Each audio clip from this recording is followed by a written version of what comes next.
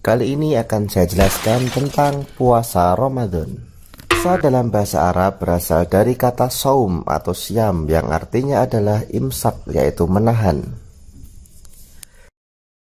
Sedangkan menurut istilah syariat Islam, puasa adalah suatu amal ibadah yang dilakukan dengan menahan diri dari segala sesuatu yang membatalkan puasa, mulai dari terbitnya fajar sampai terbenamnya matahari, disertai dengan niat karena Allah Subhanahu wa Ta'ala dengan syarat dan rukun tertentu. Adapun dalil yang menunjukkan wajibnya puasa di bulan Ramadan yaitu Quran Surah Al-Baqarah ayat 183. A'udzu billahi minasyaitonir rajim. Bismillahirrahmanirrahim. Ya ayyuhalladzina amanu kutiba alaikumusiyam kama kutiba alal ladzina min qablikum la'allakum tattaqun. Hai orang-orang yang beriman, diwajibkan atas kamu berpuasa sebagaimana diwajibkan atas orang-orang sebelum kamu. Puasa Ramadan diawali dengan niat pada malam hari. Bacaan niat puasa Ramadan yaitu shauma ghadin an adai fardhi syahri ramadhana hadhihi sanati lillahi ta'ala. Aku niat berpuasa esok hari untuk menunaikan kewajiban puasa pada bulan Ramadan tahun ini karena Allah Ta'ala. Sedangkan syarat wajib puasa Ramadan antara lain yang pertama adalah Islam. Puasa hanya diwajibkan bagi orang yang beragama Islam. Kemudian yang kedua adalah balik. Yang ketiga adalah berakal. Yang keempat, mampu melaksanakan puasa.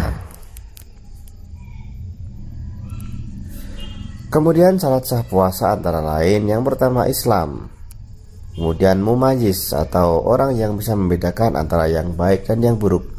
Yang ketiga adalah suci dari haid dan nifas. Selanjutnya rukun puasa. Yang pertama adalah niat di dalam hati. Niat ini diwajibkan pada tiap-tiap malam. Sebagaimana hadis Nabi Muhammad SAW, malam yajma'u shaumi qoblal fajri fala siyamu lahu. Artinya, barang siapa yang tidak berniat puasa sebelum fajar, maka tiada puasa baginya. Kemudian rukun puasa yang kedua adalah menahan diri daripada makan dan minum atau menahan dari segala sesuatu yang membatalkan puasa dari terbit fajar hingga terbenamnya matahari. Orang yang diperbolehkan tidak berpuasa antara lain yang pertama orang sakit. Kemudian orang yang dalam perjalanan atau musafir. Kemudian yang ketiga adalah wanita haid dan nifas. Yang keempat, wanita yang sedang hamil dan menyusui karena dikhawatirkan mengganggu kesehatan dirinya dan juga anaknya.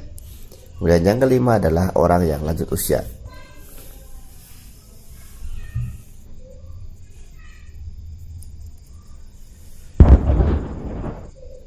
Selanjutnya denda atau kafarat puasa.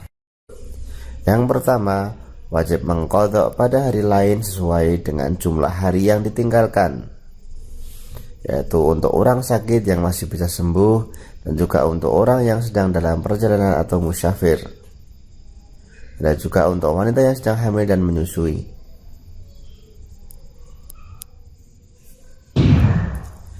Kemudian yang kedua, wajib membayar fidyah atau memberi makan kepada fakir miskin pada tiap hari yang ditinggalkan sebesar 1 mud atau setara dengan 6 ons. Yang pertama, untuk orang sakit yang tidak ada harapan untuk sembuh. Kemudian orang tua yang tidak mampu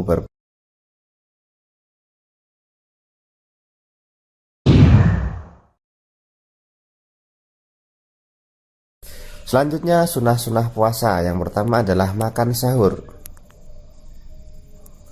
Rasulullah bersabda, tasahharu fa inna fis suhuri barakah.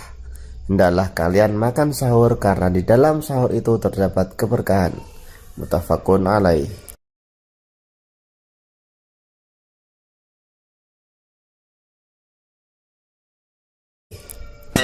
Kemudian mengakhirkan makan sahur.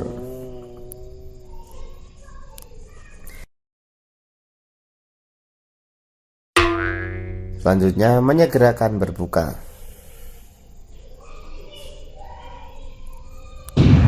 Kemudian meninggalkan perkataan yang tidak baik seperti berbohong, mengumpat, memfitnah, dan sebagainya.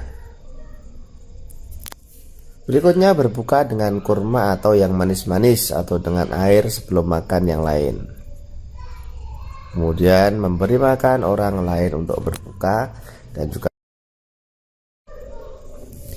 hal-hal yang membatalkan puasa antara lain yang pertama adalah murtad atau keluar dari agama Islam. Kemudian muntah dengan disengaja, makan dan minum dengan sengaja termasuk merokok, haid nifas, gila, mabuk, pingsan, jima pada saat puasa.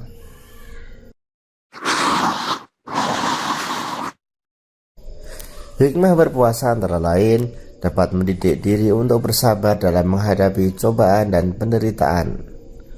Kemudian dapat mendidik diri untuk bersifat amanah dan percaya diri. Dapat mendidik untuk tidak berbuat dusta dan berkata keji, dapat memelihara kesehatan tubuh, dan dapat mendidik kita untuk selalu disiplin. Demikian penjelasan dari saya.